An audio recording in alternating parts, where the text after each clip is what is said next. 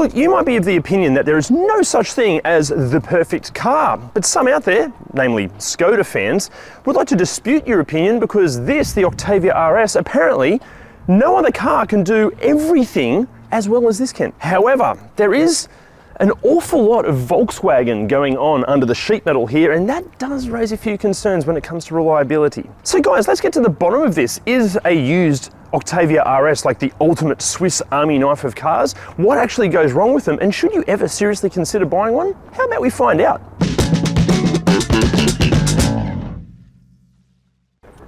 Okay, now if you don't know what an Octavia RS actually is, basically think of it as it's like a Volkswagen Golf GTI wagon. See, Volkswagen own Skoda, or as it's pronounced in its traditional Czech, Skoda, and underneath the sheet metal here is basically the same platform, the same engine, transmission, running gear, electronics, loads of Golf GTI stuff is under that. But while a Golf GTI is inherently a cool thing because hot hatches are cool, this is cooler because hot wagons are, yeah, even cooler. That makes sense. But look, let's set the scene here. In this video, we're going to be basically focusing on the third generation Octavia, which was around from 2014 to around about 2020. And it was available in like a 5-door liftback sedan looking thing, or this, the cooler, funkier wagon. During the Octavia's life cycle, there was a substantial update in 2017 that is easily identified thanks to the headlights changing from this to this split headlight design. But aside from the aesthetics, changes were also made to the tech, features, safety, and the mechanicals, and more on this later on. Depending on where you're watching this from too, the Octavia has been available in a baffling range of different variants with different engines. We're talking about like over 30 different models with diesel and petrol engines. Even here in Australia, there are 20 different Octavias to choose from. But here's the thing, the vast majority, at least here, are the performance-focused RS models, of which there are 6 different examples. So while pretty much everything we're going to be covering should relate to the entire Octavia lineup, we are mainly focusing on the RS models. And just on the whole naming structure, the number equates to the power output, but stupidly the unit of measurement changes. For example, this is an RS 162, so it puts out 162 kilowatts. But with the 230 and later 245, that number equates to horsepower, not kilowatts. Hey Skoda, stop trying to impress us with these big number jumps in the name. You're not fooling anyone. Now, speaking of fooling people, don't you hate it when like YouTubers try to sneak an ad into a video hoping that you don't notice it? Well guys, this bit is an ad. Basically, we have some bills to pay, and if you don't care about that, feel free to skip ahead. But if you do that, you might miss out on some savings. First up, look, if you're looking at getting a new car and you're not planning on stealing it, chances are you're gonna have to pay for it, and Driver can help you with that. You can do the entire process online. It's super easy. There are no hidden fees. You can choose the finance package that best suits you, and you can get the money in your account super fast. Plus, if you do it by clicking that link down there, you're gonna get 150 bucks worth of free fuel. But when you eventually get that car, chances are eventually it's going to rain and you're gonna need to see where you're going.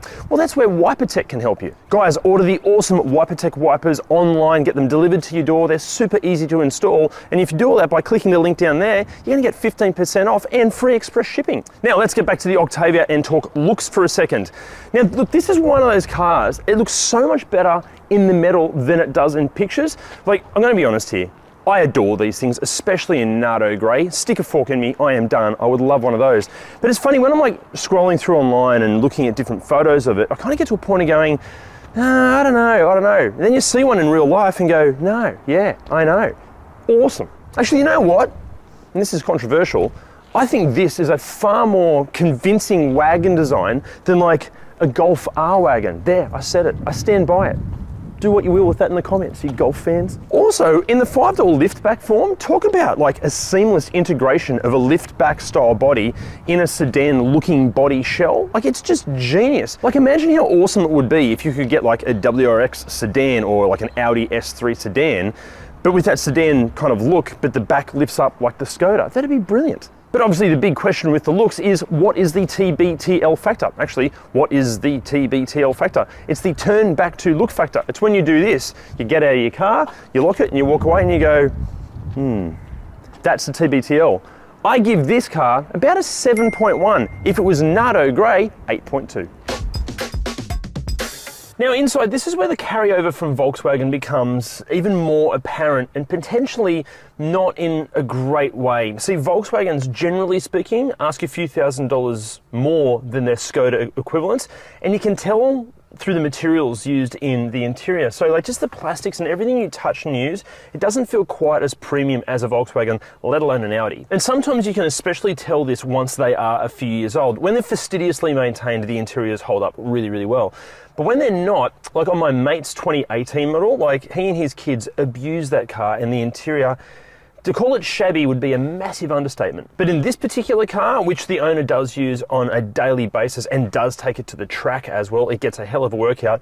Wear and tear is actually quite good. Like the seats feel really nice. The bolster on the driver's side is getting a little bit squidgy.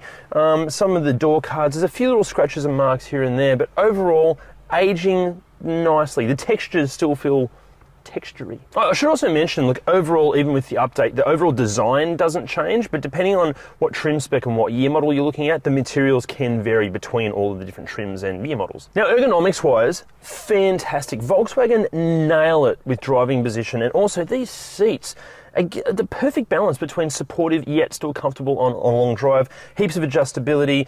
Yeah, you can tell it's very Volkswagen in here, so basically everything is in the right place and everything feels nice to use, like all the buttons and all the controls feel really good. Now practicality wise, heaps. Excellent sized door bins. You've got a little storage cubby hole here for coins and whatnot and life's things. Great spot for your phone just here. 3 cup holders, the middle one being for the coffees I like, small, pretentious, wanky coffees, like let's say a double ristretto, maybe an espresso. A little cubby hole here with another section back there, and a really good sized glove box. That's it for practicality up front. Now in the back seat, I'm exactly 1 centimetre shorter than someone else with Czech heritage, Ashton Kutcher. This is in my driving position, and it is so comfy back here, guys. Great amount of legroom, good amount of footroom. The seats themselves are really, really comfortable. It's a lovely place to be. Oh, also glass house, because it's got a sunroof and the big windows. It's really lovely. If I was a kid, would not get claustrophobic at all back here. Just notice one thing, that this is across the Volkswagen range, and it really annoys me, and I'd like to hear what Volkswagen fans and Skoda and Audi fans think of this. I hate the fact that they don't put like interior plastic trim or some trim on this part of the door. So like it's just the colour metal of the car. That's just annoying. Now wear and tear in the back of this particular car, as I mentioned, Kev, the absolute legend that lent us this, he uses this all the time. The back seats get used regularly and you'd never tell. Like all the fabrics, the leather still feels good. Back to the seats still in great shape. There's a few little scratches around the plastic and stuff here, but nothing too bad. Door card's great.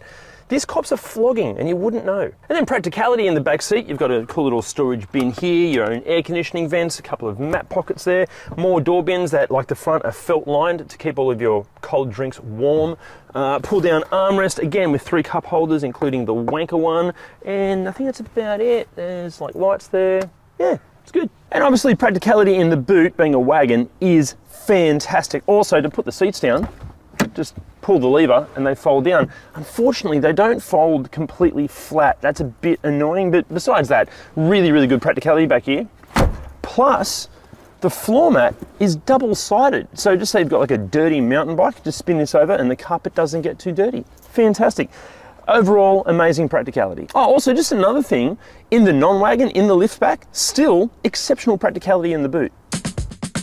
Now, as far as tech and features go, like even in the early models of these, it's pretty good for the amount of stuff that you get. We're talking a quality 8-speaker sound system, Bluetooth, satellite navigation, and selectable drive modes via an 8-inch touchscreen, dual zone climate control, some leather trim, and to see more, hit pause now. Now, an update in 2015 did include Apple CarPlay and Android Auto, but find a post-2016 RS230 and you're going to get all this stuff. We're talking an electronically controlled front diff, black leather seats with red stitching, 19-inch extreme black alloy wheels, black exterior trim finishes, and hit pause now to see more. Also, Skoda offered some optional packs like a tech pack and a comfort pack, but to see all the details of those and so much more, including like the different performance and power figures of the different RS Octavias, jump on ReDriven.com and check out the awesome and completely free cheat sheet. It's going to answer all your questions. Now, in terms of safety, really good news here. Even from the very beginning, these things were loaded with safety equipment. Hence, they have a 5-star NCAP safety rating the entire way through their life cycle. But even better, during life cycle, the levels of safety did increase. But to take you through exactly what you can expect, we're going to cut to another voiceover, but this time it feels only appropriate that we do this in this car's native language. Je vybaven 9 airbagy, ABS, elektronickým stabilizačním programem, systémem pro regulaci prokluzu kol, softwarem pro detekci únavy a více. Volitelný technický balíček navíc zahrnuje adaptivní tempomat a nouzové brždění front assist s funkcí city brake. Again, guys, for all of the specific details, ReDriven.com, check out the cheat sheet. Also, if you've made it this far in the video, I'm hoping that chances are you like this video and our content. If you do, why not hit that like and subscribe button to support us? Or maybe go and join our Patreon to support us even more. Or maybe even go and buy some of our merch to support us even more.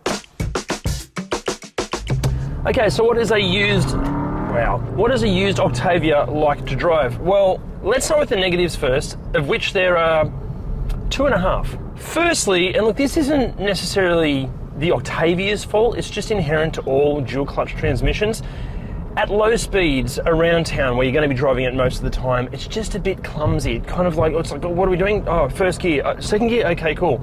Once you're up and running and driving quickly, brilliant transmission. I'd love to drive one of these with a manual box. I think that'd be pretty spectacular. Second negative, Volkswagen steering. Okay, I'm going to sound like a typical car journalist wanker for a second here, but God, I wish it had more nuance. I wish this of all Volkswagen, Audi and Skoda products. I just feel like it's sort of trying to be a performance car, but just there's nothing really coming through the steering wheel. And that also just proved my point about the clumsy gearbox.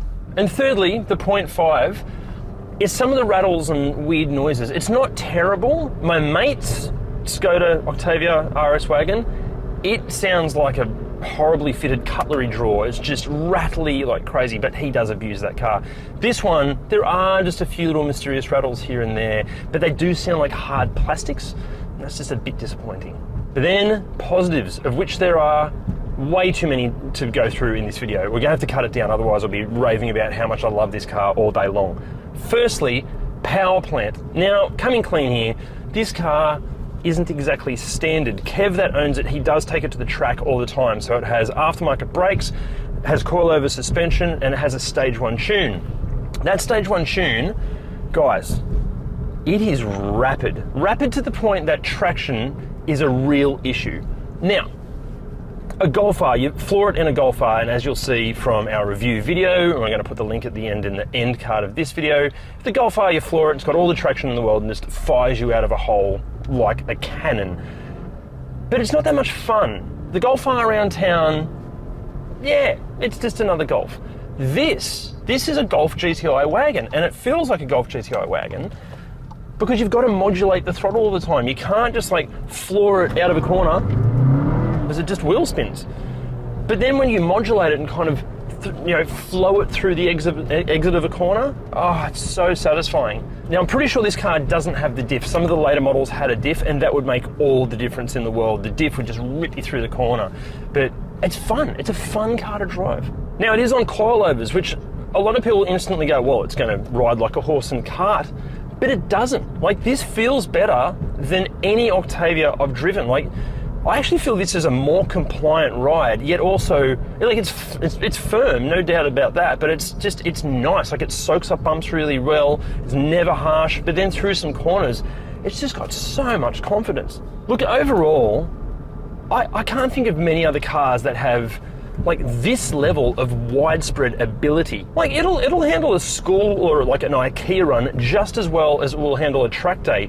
And with these mods, like, it'll keep some very serious cars honest. But then, find one with a diff or fit a front diff and some really sticky rubber, and honestly, it'll embarrass possibly some supercars. Look, I want to say that this is quite possibly the perfect car for a single car garage, but we haven't covered what goes wrong with it yet. But in saying that, it's this part where these things become potentially even more attractive. See, like a Golf R wagon, like a Mark 7 or 7.5 Golf R wagon, they're currently here in Australia asking anywhere from like $30,000 to $60,000. These things anywhere from like $15,000 to about $45,000. So potentially half the price, yet this is easily just as much fun. Now look, being a European brand, often the parts and labour on these can ask a premium, but do your homework, because quite often aftermarket non-OEM parts, they generally are cheaper to buy and quite often last longer. So do your homework before you bolt anything to it. But as you're about to see, yeah, you might be needing those parts. Now look, before we get into honestly the heartbreaking stuff, Skoda owners groups, guys, massive thank you. Like, we deal with a lot of owners groups, we join owners groups with every video, but you guys, phenomenal help, awesome. If you own one of these, make sure you join an owners group. But now we're going to betray those wonderful owners, because what goes wrong with the Octavia? Okay, first up, starting with the exterior, the powered tailgate struts can play up, sometimes not opening, not closing, just being a pain in the ass. Guaranteed, that's only going to happen if you've got your hands full of groceries or you're in a hurry. There are also some odd reports of the sunroof not being responsive, either not opening or not closing, sometimes the blind inside also not operating.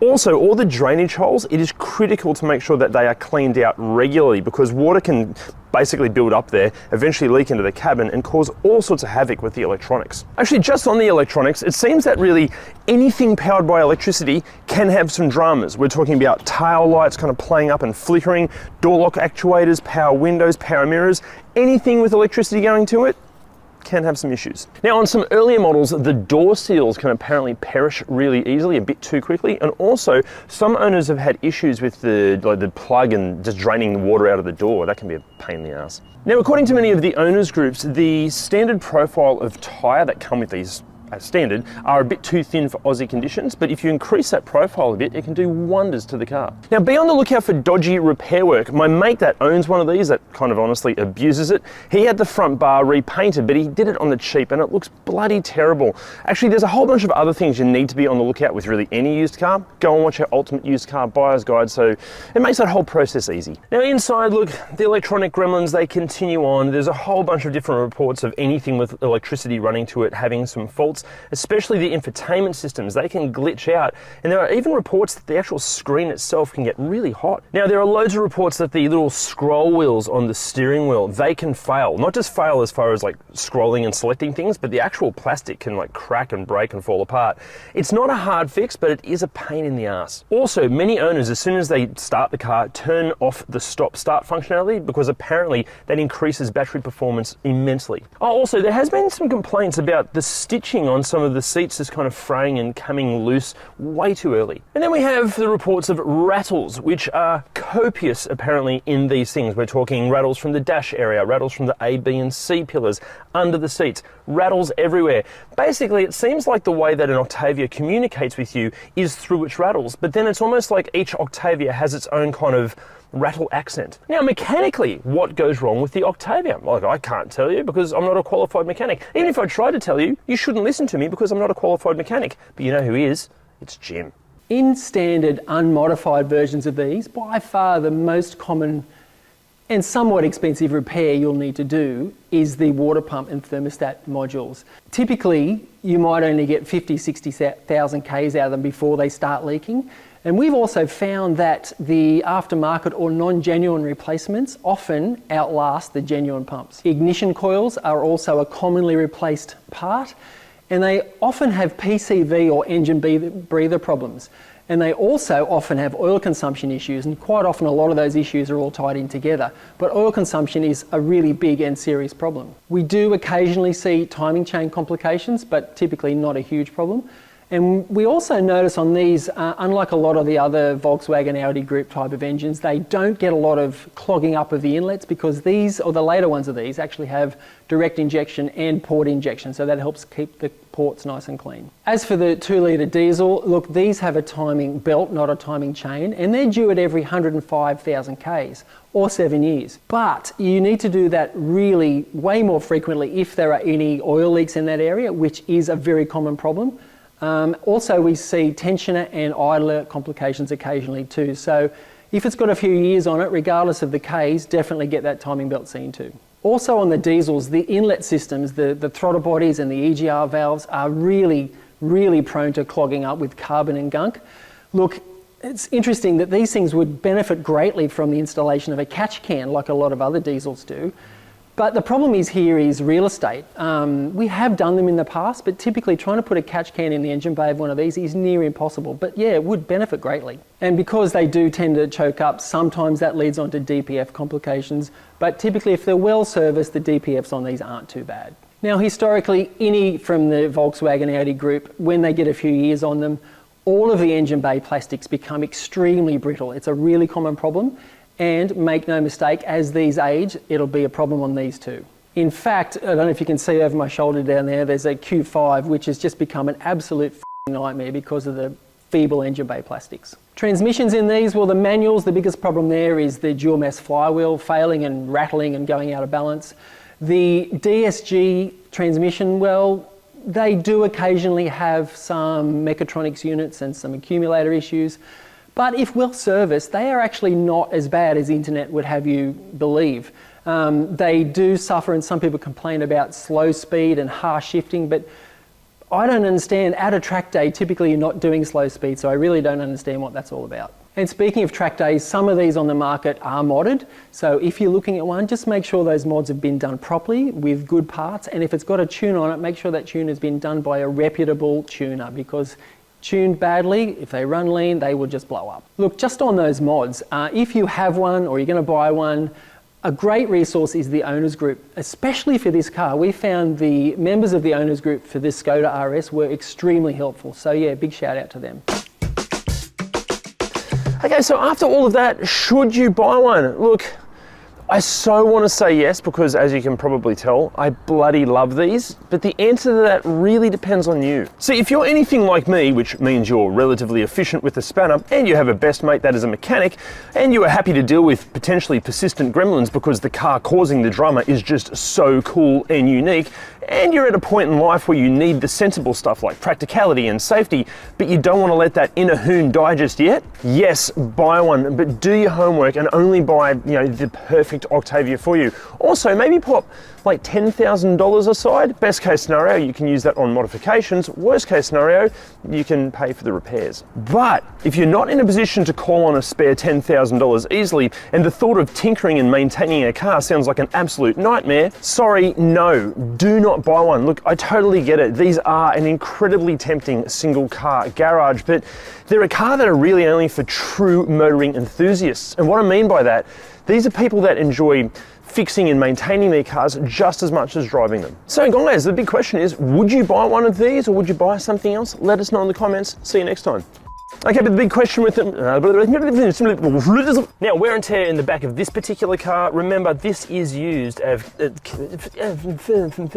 now wear and tear in this particular car, as I mentioned, Kev, the absolute legend that lent this, oh my God. They look the same, but the back lifts up, oh my God, Sam, I'm so sorry.